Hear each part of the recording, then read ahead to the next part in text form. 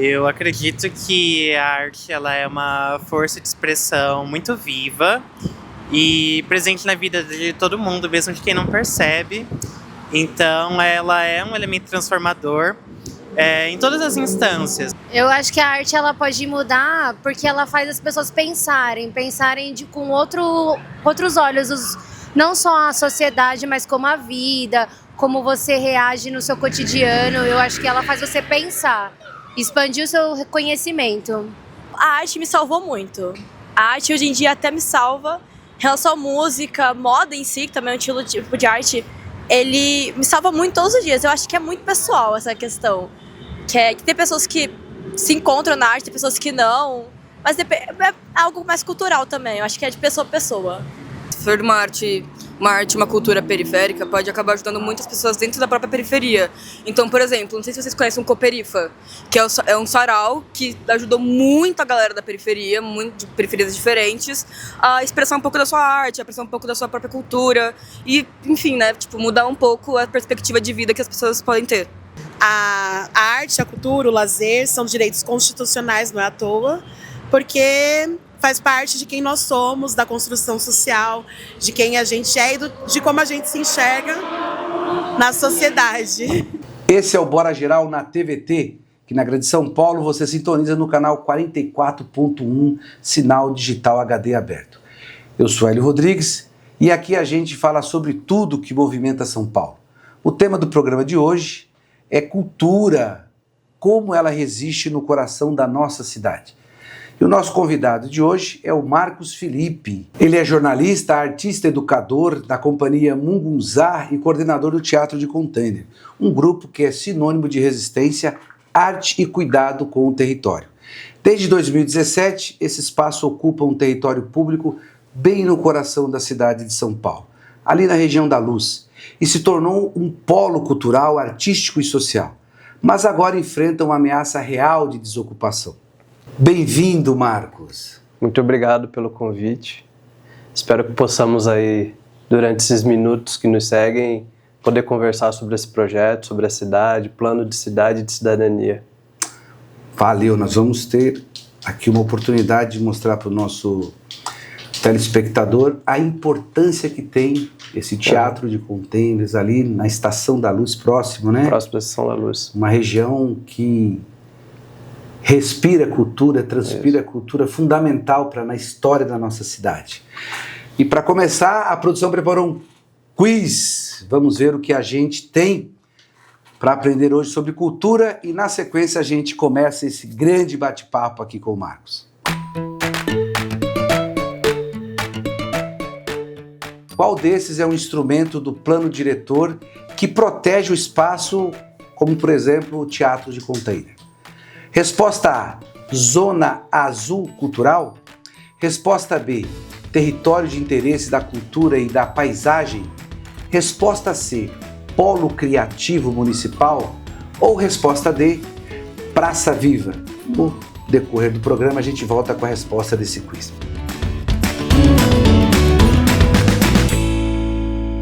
Marcos, você conhece o Léo Aquil, né? Ele mandou um vídeo de depoimento pra gente, vamos assistir.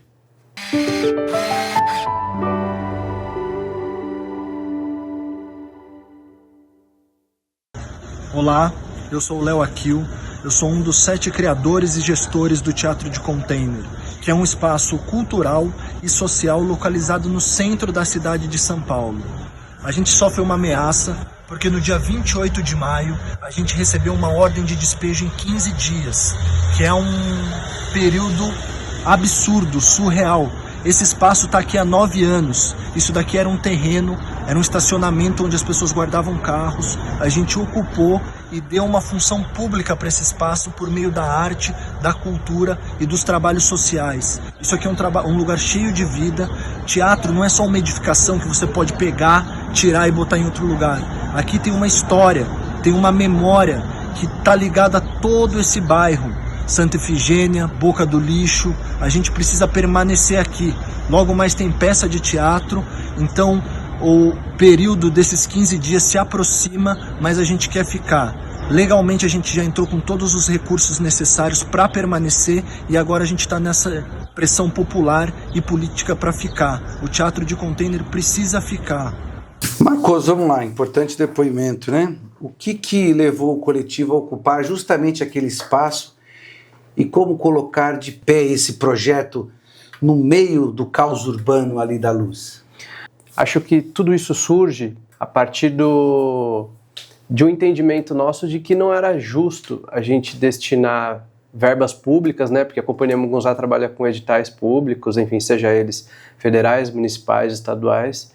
Então você ser contemplado por esses editais e aí você pega parte desse recurso que você recebe e destina ele diretamente para o proprietário de imóvel na condição de pagar aluguel, né? Então a gente não achava justo destinar dinheiro da cultura para o proprietário de terra, tendo em vista a natureza da nossa ação completamente pública e completamente democratizada, e tendo em vista também a quantidade de espaços ociosos, de equipamentos ociosos e de espaços sem finalidade pública na cidade de São Paulo. Então, em 2016, a gente tem esse insight de pegar parte dos recursos que nós tínhamos ali guardado depois de 10 anos de grupo e destinar esses recursos na construção de um espaço cultural, ocupando um terreno, como você mencionou, Hélio, ali na Luz, num dos bairros que eu digo que é uma das localizações de maior vulnerabilização social da América Latina. Então, existia ali um terreno sem finalidade pública, vinculado ao município de São Paulo, que era usado para estacionamento de terceiros, de pessoa física. E aí, no ano de 2016, a gente ocupa esse espaço e dá, como o meu parceiro Léo aqui acaba de falar, uma finalidade pública a esse espaço. Então, dá vida a esse espaço. Então, foi isso que aconteceu, por isso que nós ocupamos esse espaço em 2016. E logo após, ele se abre para a cidade, ele começa a ter uma atividade artístico-social diária, com apresentações de shows, de teatro, com muitos fóruns de debate, construção do pensamento. Então, ele rapidamente alçado ao patamar de um centro cultural público e, acredito eu, né, a gente não tem esses dados, mas olhando por uma análise territorial, a gente ainda consegue abarcar muito mais gente do que muito equipamento ligado à administração direta. Então, é tido como um exemplo de sucesso aqui na nossa cidade, o teatro de container. Vocês instalaram um teatro de container ali no centro, né? Nessa região. Fala pra gente como é que foi a relação com o entorno, com a comunidade, como é que vocês viram a comunidade participar, o que isso tem transformado na vida daquelas pessoas que estão ali. Então, tendo em vista que estamos num território de maior vulnerabilização social da América Latina, a gente trabalha um pouco nessa questão de um teatro poroso, que entende a cidade e que entende os agentes dessa cidade, inclusive numa perspectiva dos problemas sociais que estão postos ali. Então, nos últimos anos, a gente teve grandes modificações, inclusive na eminência das habitações que o governo diz social e que a gente sabe que no fundo não são, que estão sendo construídas naquele território. Então, uma nova camada da sociedade está entrando no centro de São Paulo. Digo isso porque os conflitos sociais também estão postos nessa dinâmica. Novos moradores que vêm habitar o centro de São Paulo e que chegam no centro de São Paulo e encontram toda a miséria que está assolada no centro de São Paulo por causa dos nossos frutos da desigualdade social e do nosso racismo estrutural que está posto. Então o conflito social começa ali. E o teatro passa a ser um agente mediador desse conflito social. Então passa a ser um agente, um local onde as pessoas coabitam em suas diferentes classes, em suas diferentes raças e passam a conviver em harmonia juntos. Então, o teatro passa a ser um polo importante numa perspectiva de que ele não está no centro de São Paulo para fazer ou para propor manifestos artísticos para a sociedade. Ele está no centro de São Paulo para propor e fazer manifestos artísticos com a sociedade. Então, isso muda tudo. Não estamos lá para fazer para alguém, estamos lá para fazer com alguém. E aí, obviamente, com o território, com as pessoas que estão inseridas nesse território.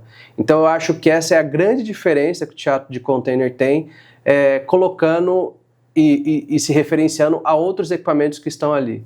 Então, acho que, inclusive, é por isso que estamos sofrendo tamanha violência do poder público nesse momento.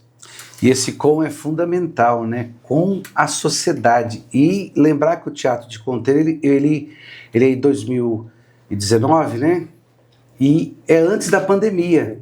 Você tem a pandemia, nós sabemos que as atividades culturais na pandemia todas ficaram fechadas, mas tem relatos que vocês não pararam. Vocês continuaram dialogando ali com a sociedade, acolhendo toda aquela comunidade. Fala um pouco desse período tão difícil que vocês passaram. Durante a pandemia, a gente ofertou àquela comunidade tanto cuidados de saúde, né? Nós fizemos uma parceria e também ofertamos àquela comunidade refeições. Então, a gente distribuiu ao longo de todos os dias em que durou a pandemia, 500 refeições diárias para aquela população. E assim, a Mungunzá também teve um papel fundamental numa perspectiva artística, que foi um dos grupos pioneiros a começar a trabalhar numa programação artística digital, ou seja, completamente digitalizada e completamente disponibilizada na internet. Então nós trabalhamos nessas duas frentes, tanto numa democratização do manifesto artístico, através das redes sociais, através dos mecanismos digitais, como também na perspectiva social da população que lá estava muito necessitada naquele momento. Então a gente distribuiu muitas refeições, teve um cuidado de saúde quando todo mundo estava em suas casas, né, cuidando por causa do Covid, nós estávamos na linha de frente com uma população vulnerável, cuidando dessa população vulnerável. Isso, obviamente, faz com que essa população vulnerável entenda aquele equipamento como parceiro e se vincule efetivamente e afetivamente com aquele equipamento. A gente está assistindo que os heróis da época da Covid agora estão sendo extremamente atacados pelo poder público, que faltou muito naquele processo, né? Bom, a gente vai para um comercial, para um rápido comercial, a gente volta também falando na resposta do nosso quiz.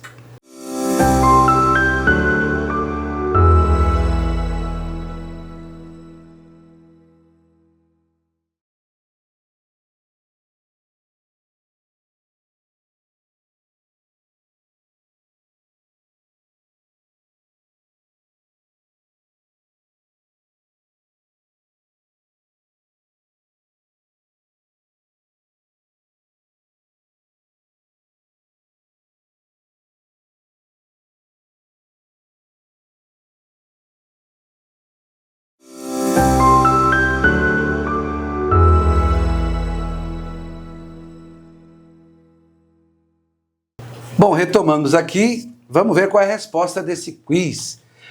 Qual desses é um instrumento do plano diretor estratégico da cidade de São Paulo que protege espaços como o Teatro de Container? Resposta A, Zona Azul Cultural. Resposta B, Território de Interesses da Cultura e da Paisagem. Resposta C, Polo Criativo Municipal. Ou resposta D, Praça Viva. Vamos lá, qual é a resposta? E a resposta é a resposta B, Território de Interesse da Cultura e da Paisagem. É uma classificação que reconhece o valor cultural de certas áreas da cidade e permite que esses espaços públicos sejam usados para fins sociais, como é o caso do espaço de Container. Marcos, depois de tanto trabalho que vocês tiveram, de tanta importância que tem naquele território, vocês estão diante de uma notificação para desocupação do espaço. Conta pra gente aí qual é o sentimento e quais são os riscos que tem possíveis para essa remoção.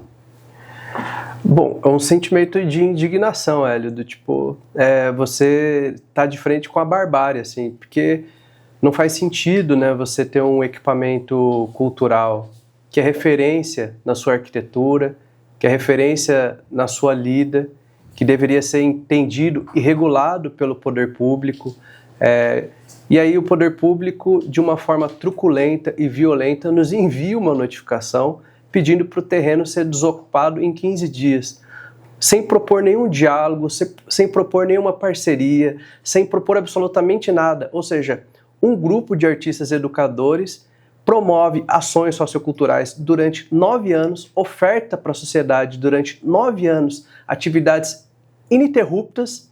E aí, ao invés do poder público ter esse tipo de conhecimento, chancelar esse tipo de atividade, o poder público tenta acabar com esse equipamento. Então, é de uma violência, assim, o que a gente está vivendo no centro de São Paulo, beira a barbárie, assim. E aí a gente não tem para onde recorrer, a gente fica, cadê a justiça, né? Cadê o Ministério Público? Cadê os agentes que vão, de alguma forma, regular os agentes públicos para que a gente não sofra desse tipo? Então, respondendo sobre o sentimento, é um sentimento de tristeza, assim, um sentimento de indignação. Todo mundo que a gente fala é inadmissível, sabe? É um completo absurdo. Essa semana a gente foi ainda surpreendido nas mídias com um convênio em que o governo do estado vai fazer para ter um shopping social no centro de São Paulo, trazendo uma ideia de sucesso de Recife exatamente para o centro de São Paulo. Mostra um completo desconhecimento, porque o que a gente faz é a excelência disso que ele está tentando trazer para cá. Então, fica aqui, né, nosso lugar, nossa indignação. Com relação às relações práticas que a gente está fazendo, obviamente, a gente recorreu juridicamente a essa ordem de despejo, então a gente espera que a justiça seja feita, porque muitas vezes estamos dentro da lei, mas muito longe da justiça. Então esperamos que nesse caso em específico estejamos dentro da lei e próximo da justiça. Então a gente recorreu a esse mandato, essa ordem de despejo. A gente também entrou com uma ação de permissão de uso do espaço e a gente espera que os governantes dessa cidade, seja o prefeito Ricardo Nunes ou seja o governador, que nos chame para fazer uma reunião, que nos chame para construir projetos em parceria, porque é possível que a habitação, como é ventilado daquele terreno, que é ventilado um projeto para aquele terreno, é possível que a habitação coexista com a cultura. Uma coisa não elimina a outra, uma coisa potencializa a outra. Quem mora precisa ter área de lazer, e não necessariamente área de lazer dentro do próprio condomínio. Quem mora precisa ter teatro para promover a convivência, para promover o manifesto artístico, para promover a cidadania. Então, se ergue-se uma torre, esses moradores, essas moradoras que lá estarão morando, precisa ter onde pisar, precisa ter o que assistir, precisa ter para onde ir. Então, a cultura, ela está impregnada ao projeto de habitação. Então, é possível que os projetos permaneçam. Esse final de semana nós fizemos uma reunião com uma equipe de arquitetos, nós temos propostas para aquele território. Temos propostas de ser uma praça pública, temos proposta de erguer, inclusive, torre de habitação ao lado do teatro. É possível que isso aconteça. Então, a gente precisa falar isso para o poder público, para nos chamar, para conversar, para a gente criar políticas públicas juntos, ou tudo a gente vai receber de cima para baixo, simplesmente acatando o que o governo ou a prefeitura propõe, sabe? Que tipo de poder público é esse? Que tipo de governança é essa? Que não dialoga com a sociedade civil, em que as coisas são decididas dentro dos gabinetes e aí cumpra-se para a sociedade. Então fica aqui o nosso apelo, nossa indignação. Nós temos projetos, a gente está disponível para sentar e discutir plano de cidade, plano de território. Nós temos experiência, né? Nos causa uma indignação tremenda como o poder público dispensa a nossa experiência acumulada. Sabe, como é que se dispensa essa experiência acumulada? Nós temos muito a ensinar e a propor ao poder público como política pública. Senta conosco, converse com a gente. Vamos fazer os projetos coexistirem, estarem alinhados, um a favor do outro. Então é isso, Hélio, é um sentimento de indignação perante o que somos, aquilo que estamos propondo. Nós estamos pedindo nada demais, não é nada demais. A gente está pedindo diálogo e que a política pública seja feita em parceria conosco, que temos experiência naquele território. Não estamos pedindo dinheiro, não estamos pedindo nada, só estamos pedindo para poder continuar a trabalhar. A gente quer continuar a trabalhar e quer que a política pública seja feita em parceria conosco. Você falou uma coisa importante, Marcos. Existe a possibilidade da coexistência. O meu amigo, parceiro, Nabil Bonduki, ele fala das fachadas ativas, né? Que traz as pessoas para dentro das ocupações. Você pode ter ali teatro, você pode ter moradia. Então, acho que está claro que o poder público atual está ignorando a experiência, ignorando uma série, inclusive a universidade que tem, enfim, o Nabil também tem vários projetos nessa área, de coexistência no território, que as pessoas precisam de moradia, mas as pessoas também precisam de espaços de sociabilidade que estão muito reduzidos na nossa cidade.